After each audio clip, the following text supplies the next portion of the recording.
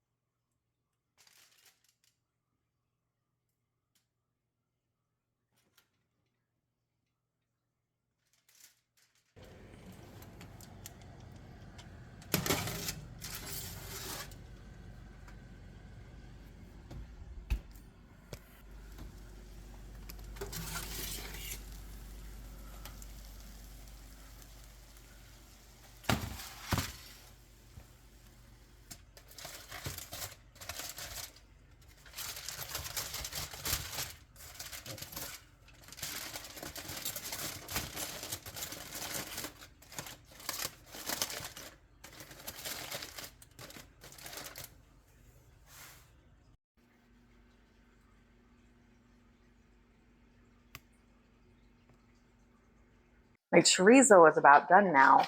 I just broke it up into small pieces and I'm working to get some nice brown bits on here. But while this finishes up, we're going to get going on our batter. Once I peeled all of my chilies, I portioned them out and I ended up with enough to make 3 chili relleno casseroles for the freezer. I also put 3 8-ounce bags of my Anaheim chilies in the freezer for use in whatever Mexican dish we want. But we've actually made this recipe before if you were around, I think last year, but we're just scaling it up for putting in the freezer. And I wanted to show you guys because it's so easy. It takes hardly any extra time, but we're gonna have 3 casseroles for the freezer. So right now I need 15 eggs. One of the things I really like about this dish is it's very protein heavy. And you don't have to do this in the blender, but I find that it's gonna give us a smoother, more consistent batter. If I can break my eggs open, these have really nice thick shells. Now that I've got all my eggs in here, to make this triple batch, we need 9 tablespoons of flour. I'm using Bob's Red Mill gluten-free 1-to-1 flour today.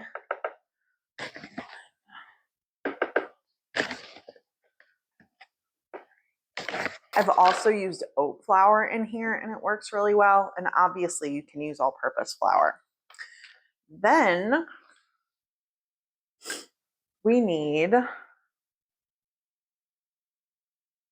5.5 cups of milk. I'm using almond milk to keep it dairy-free, but the original recipe that I use is sort of a guide. It recommends whole milk because she likes the texture. I did notice, I'm a little worried this might not fit. I did notice that my local grocery store has a dairy-free half and half now. It's almond and oat milk. I'm a little bit curious about that. This might not all fit in here. If it does, it's going to be very close. We're gonna try. I might regret it, but we're gonna try. So the batter, we're gonna season it up a little bit with some garlic powder, about a teaspoon, about a teaspoon of onion powder, teaspoon of pepper. I'm out of pre-ground pepper, so get a little bit of an arm workout here. And a teaspoon of salt. The last thing we need to add to our batter before we blend it up is 3 teaspoons of baking powder.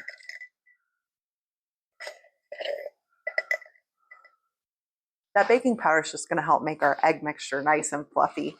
You know, if you buy chili rellenos at a restaurant, they're normally coated in a meringue type batter where the egg whites have been beaten. And so this just kind of helps mimic that nice fluffy texture.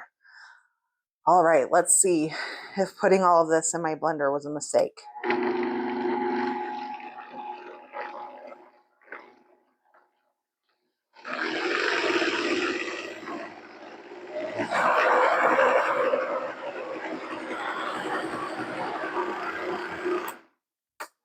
Cool.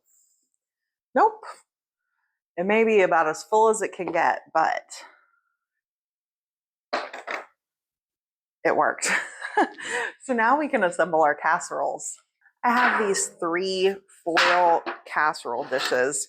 These are a little bit smaller than a 9x13, but I like to use foil for when I'm going to freeze things, so my glass 9x13s aren't just sitting in my freezer and unavailable for me.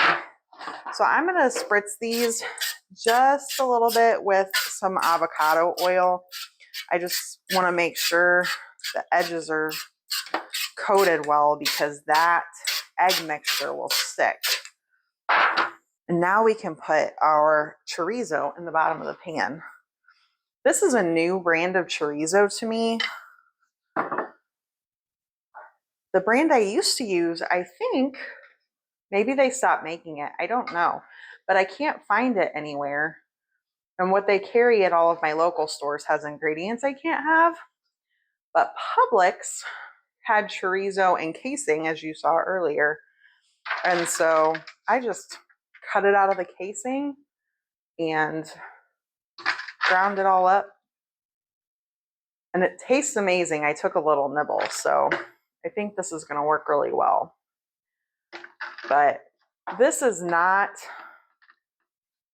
an ingredient in the original chili relleno recipe that I based my recipe off of, but we like that added boost of protein and the flavor that the chorizo lends. But if you don't want to use chorizo, but you want meat, you could always do ground beef seasoned up with taco seasoning or ground chicken, just whatever kind of meat you want. I used 1 package of meat per casserole. So this chorizo came in 1 1/4 pound packages. Now that our chorizo is all divvied up, we can start adding our peppers. Like I said, I prepped these last night. After we peeled them, I took the stems and seeds out and just got them nice and opened up.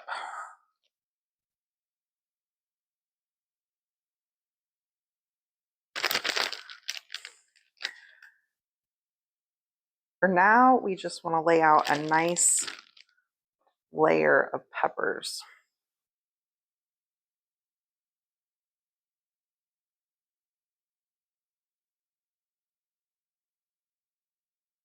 It's a little bit like doing a puzzle or Jenga or something. You're just trying to fill in all those holes.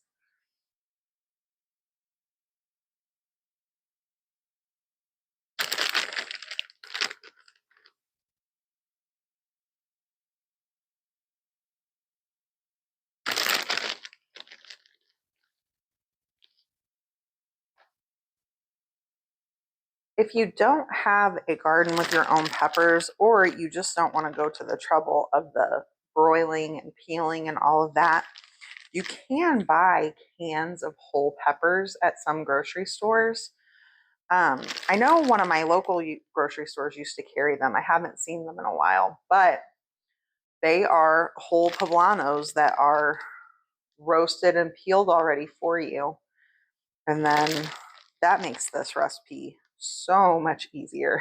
So for this last casserole, I did not have enough of my poblanos to do the whole casserole. And so I pulled out some of my Anaheims to make enough for the third casserole. And I have made this casserole with just, a traditional green chili numerous times. And I think it works really well. It might sometimes be a little bit spicier depending on your chilies, but it's delicious and definitely gives you that chili relleno flavor.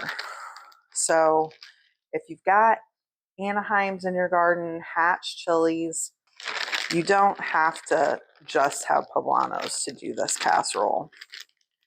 I've even seen where some people make chili relleno casseroles using the diced green chilies from the store, which I thought was really interesting. And again, would make it so much easier. All right, time to add cheese. If you're new here, we're dairy free. And so we have found we really like this BioLife shredded cheese. And the Mexican style works really well in this recipe. But if you can eat dairy, this recipe is really one you want to make with like cheddar and jack cheese. And it actually calls for about a cup more than I'm going to use. But this stuff is kind of expensive. And so we're adding the extra protein with the chorizo. And I feel like it works just fine with a little bit less cheese. So for me and the way I'm making this, we are doing about a cup of cheese on this layer. Now we just repeat the layers.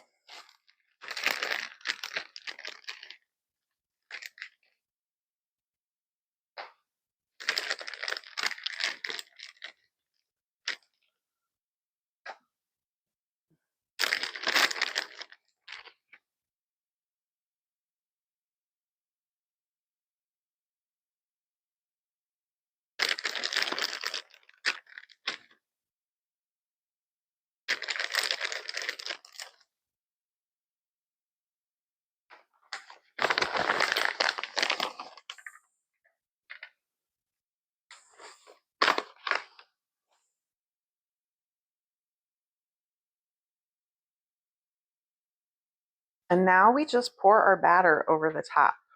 I am going to be a little gentle here with this. And probably go back and forth between the three just to make sure I don't overfill one and cheat one of the others.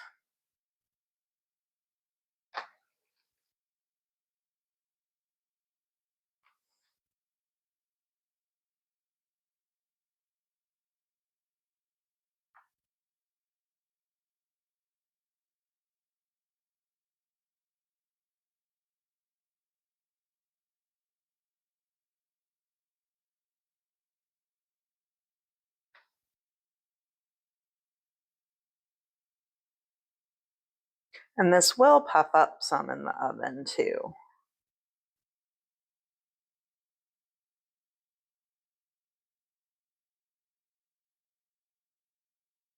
I think this one looks like it can maybe use just a little bit more. And then I like to sprinkle a little bit of smoked paprika on top.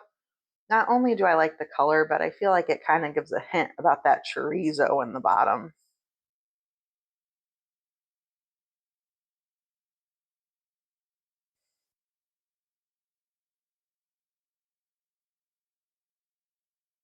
I have my oven preheated to 350, and these are going to bake for about 45 minutes.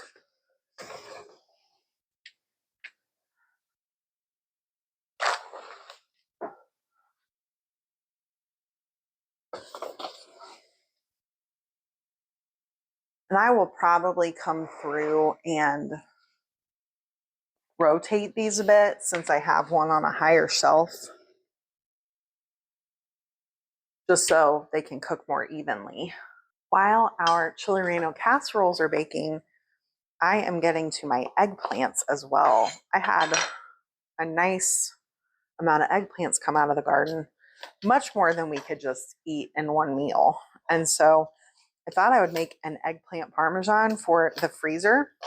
And then also my mom really wants some baba ganoush, which works out well because we have lamb meatballs in the freezer that we'll eat like gyro bowls with. And the baba ganoush will go great with that. But I thought I would go ahead and work on peeling my eggplants and getting them sliced up.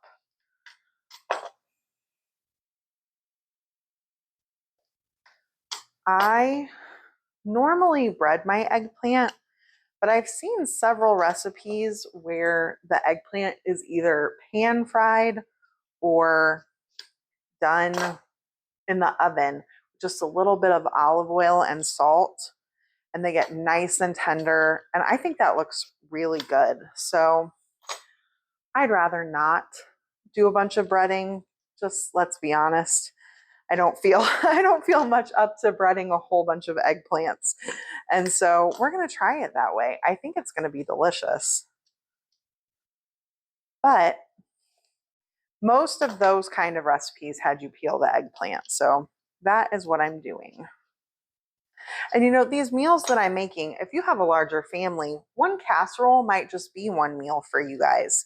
For me and my mom, we are people who really love to have leftovers. And so we will pull out one of these casseroles, we'll thaw it, we'll heat it up, and then we'll actually eat on it for several days. Normally kind of alternate, eat something else one day and then this the other day.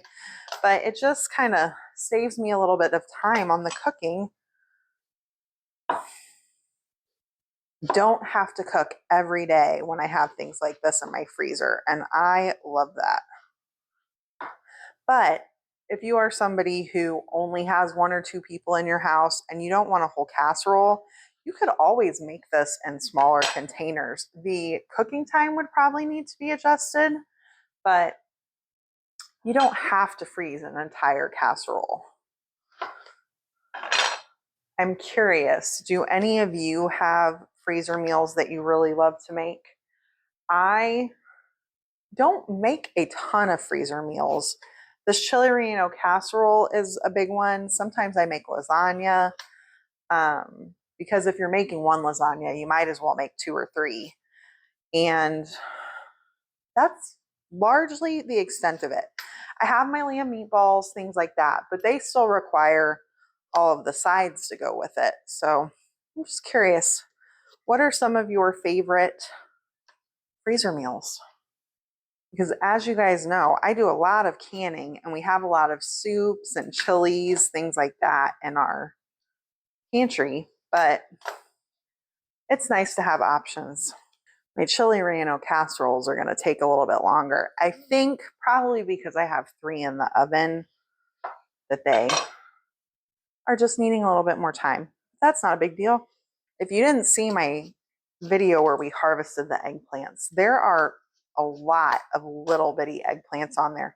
They're probably about like this big. I will do something with those at some point, but my hope is that we're not actually going to get a frost this week. They have not mentioned frost yet, but we have 2 nights that are showing 37 degrees now, so it is possible.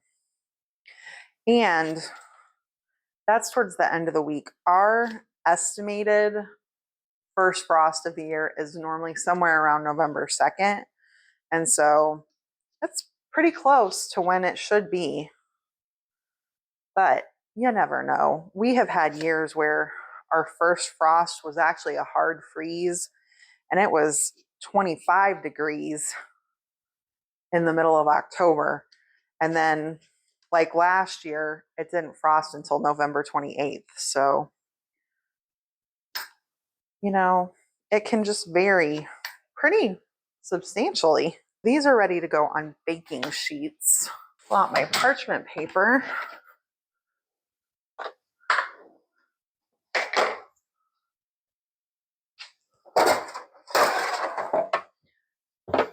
couple of cookie sheets.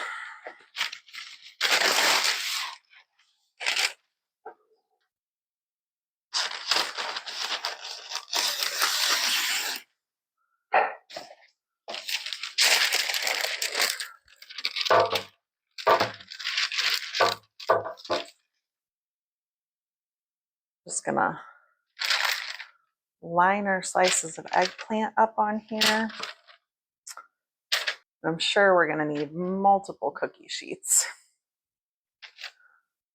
So the recipes that I looked at said to brush on the olive oil. And it said that you want to do it this way because eggplant is like a sponge. And I have definitely cooked eggplant before where it took on much too much oil and it was very greasy. So this makes perfect sense to me. But we just want to get a nice coating of olive oil on these. And then we're going to sprinkle them with salt. Anybody remember the Salt Bay guy? I feel a bit like that right now, salting this. But salting from a higher elevation is supposed to help you get your salt spread more evenly. So this tray is ready to go in the oven. Our chili relleno casseroles are done, and I wanted to show you what it looks like. So you can see here when I kind of shake the pan, it's a little bit jiggly, but that center is set. So these just need to come out and cool completely.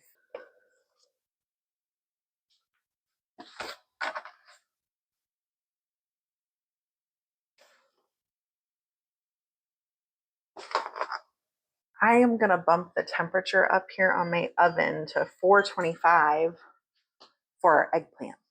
The oven is now preheated to that higher temperature. So I am going to get my eggplants in here for about 10 to 15 minutes. I am going to keep an eye on them because some of them are thinner than others.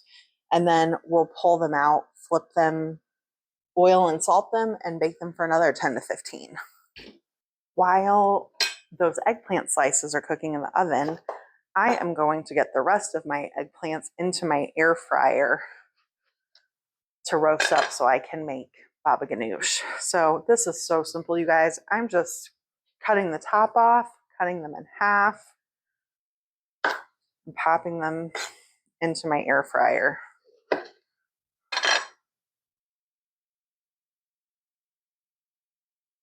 This is one of my favorite ways to use eggplant.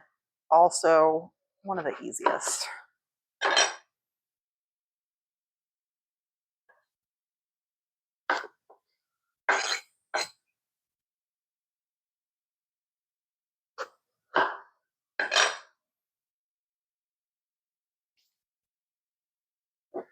I'm just going to spritz them with a little bit of oil.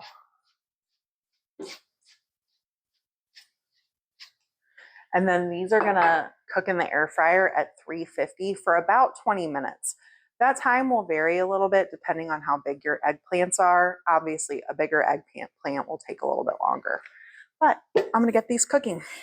While I have eggplant cooking in two different ways, I thought I would take my nicely cleaned up ripe hot peppers and just prep them for the freezer. If you're new here, I've been compiling all of my cayennes, my serranos, and my jalapenos in the freezer in Ziploc bags so that I can just make hot sauce all at once.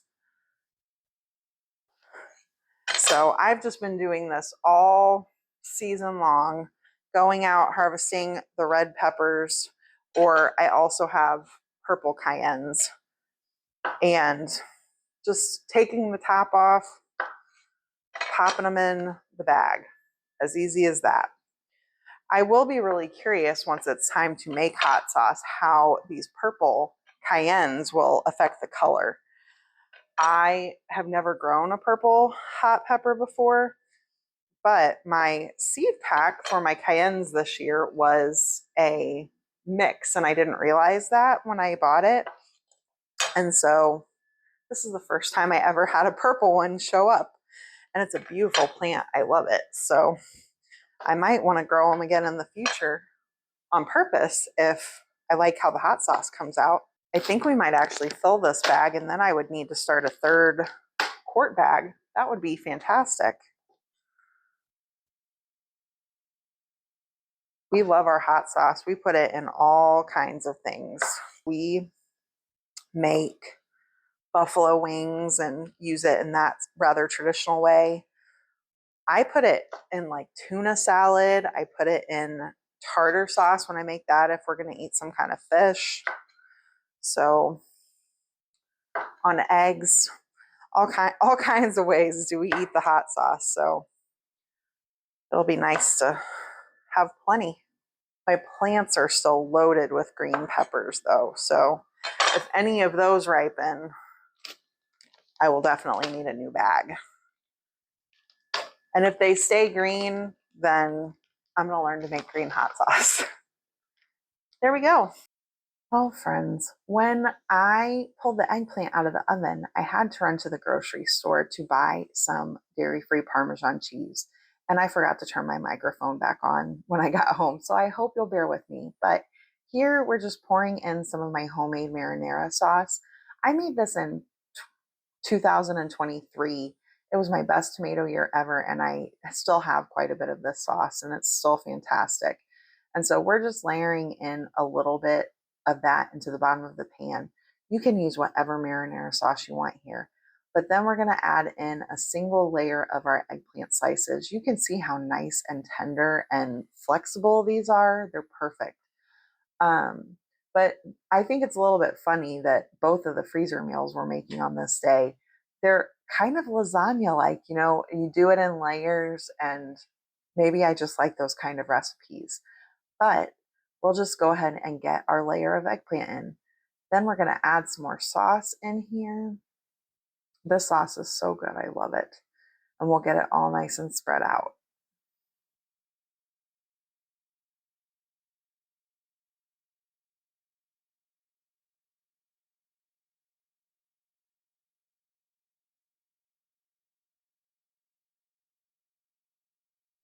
After we spread our sauce all out, we're going to put on some cheese. I'm using that BioLife brand shredded mozzarella cheese in this instance. And then I have Follow Your Heart dairy-free Parmesan cheese. If you've been with me in the past, you might have seen where I made a Parmesan substitute out of cashews and nutritional yeast. That works really well in applications where you're going to eat it cold, like in a salad. But for something like this, where we're going to bake it and we want it to get all good and melty, you really need the kind that you would buy at the store where they have formulated it to melt. We love this stuff and it works really well. So I guess it's just a matter of knowing what you need for what application. So then we're just going to go ahead and layer this all in just like lasagna. So we're working on our next layer of eggplant. We'll do more sauce, more cheese, and we'll just keep repeating that until we run out of ingredients. Unlike our chili relleno casserole, we are not going to bake this now. Everything I found said that you can freeze it just like this, and then when you're ready to eat it, you pull it out of the freezer, put it in the fridge overnight to thaw, and then you can bake it. And so that is what I'm opting for with this eggplant parmesan. So we're going to get it all wrapped up. To make it where it'll last in the freezer for a good 2 or 3 months, we're going to do saran wrap on it, and then we will wrap it in foil.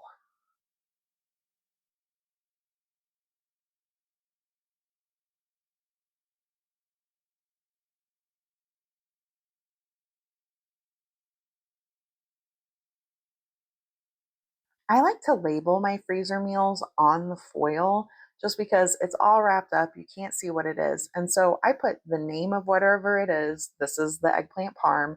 I put the date I made it. And then I also like to put the baking instructions on it because when you pull it out of the freezer, the last thing you want to have to do is go look for the recipe. Then there's one other thing I like to put on here. I put a reminder to myself to pull the plastic wrap off because you might forget it's there and it would be awful to bake it with that plastic and get it all in your food. So I just think that one little extra step and reminder is really helpful. Well, friends, I just realized that we made the eggplant parm without the microphone on. I had run to the store and had to put everything back together, and I must have forgot to turn it on. But now we're making our baba ganoush. So here you can see our eggplants are nice and roasted and super tender. And so I just take a spoon and scoop the flesh out of the skin. Sometimes it's a little easier than others, but nothing a little time can't accomplish.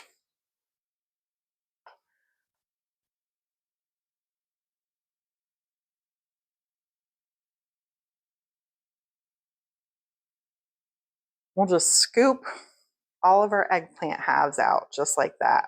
I will link a recipe that is a really good place to start. It's delicious, made just the way this lady makes it. I lost my book that I had where I used to make baba ganoush from this recipe book. When I was in college, I spent a summer in Beirut, and that was where I had baba ganoush for the first time. So that was tahini that we added in there. But I came home with this tiny little book. It had all of these recipes for things that I'd had: fattoush, tabbouleh, baba ganoush. I'm trying to remember some of the other ones, but it was just so full of these recipes. And I came home and made tons of them for my mom. And then we kind of got out of the habit, and I couldn't find the book, and I had to go looking for recipes. And so I found this one that was a really good approximation of what I thought baba ganoush should taste like. So we're going to add some cumin here. I like to add smoked paprika. Some people will just sprinkle it on top, but I like that flavor throughout. And then for me, one of the things I really love is to use smoked salt. A lot of times baba ganoush made more traditionally is cooked over, the eggplant is roasted over like open flames. And so you get a bit of a smoky flavor. And so the smoked salt I find really helps with that. And then we need some oil here. A good extra virgin olive oil is your best option. I actually use the rest of my olive oil on the eggplants for the eggplant parm. So I'm using avocado oil today, and it's still good with avocado oil. And then in order to not make quite as big a mess, I like to use my immersion blender rather than get out my food processor. Some people like their baba ganoush a little bit more chunky. I really like it smooth. I do want to say, I think I forgot to tell you guys, I added a couple of garlic cloves to this bowl as well.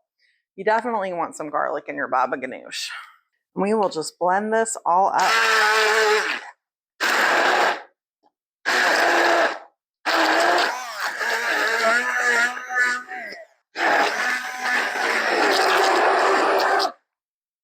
And then I just like to give it a taste test and see if we want to adjust any of the flavorings.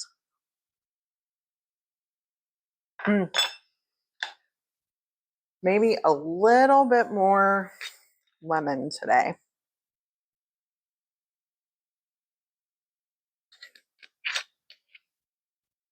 So this is going to go great with our pita bowls tonight. We'll do rice with the lamb meatballs we have in the freezer, some tzatziki I already have made up in the fridge, this stuff, tomatoes, cucumbers. It'll be delicious. But if we just want to eat this as a snack, we normally eat it on tortilla chips. I have these Siete tortilla chips that are grain-free, so no corn since I can't have corn. It's so good. There's nothing like warm baba ganoush. We just love it. Back when we still ate wheat, I would make sourdough pitas. And you guys, if you can eat wheat, sourdough pitas, even just a regular pita and baba ganoush, oh my goodness, perfect. Perfection. It's so good. But we had a really, really productive day today, you guys. We got the baba ganoush made the eggplant parm that is all packaged up, and 3 chili relleno casseroles. This is so many meals for me and my mom. So it took me probably about 5 hours today to get all of this accomplished. And it'll be great to be able to just pull this stuff out of the freezer. So thanks for hanging out with me today. I will link recipes down below. I hope you have a wonderful day, and I'll see you next time. Bye.